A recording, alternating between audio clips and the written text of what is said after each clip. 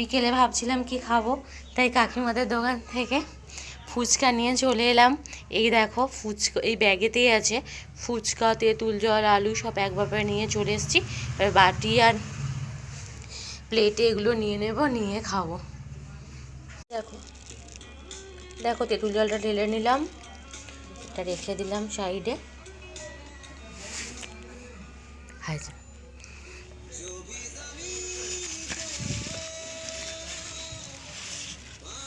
দেখো আলুটা নিয়ে নিলাম ব্যাগ থেকে,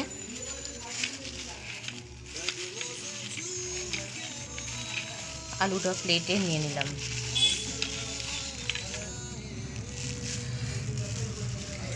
এবার ব্যাগ থেকে একটা ফুচকা বার করলাম,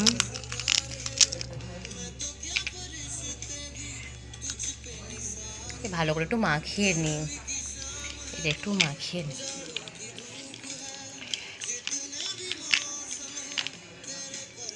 এবার ফুচকাটা নিলাম, ফুচকা দিলাম, এবার খেয়ে দেখা যাক কীরকম আছে।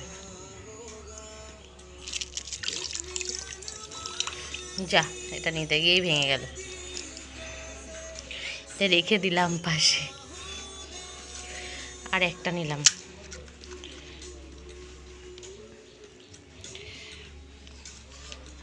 পুরো ভুললাম। এই দেখো, এবার দেখি কীরকম হয়েছে খেতে।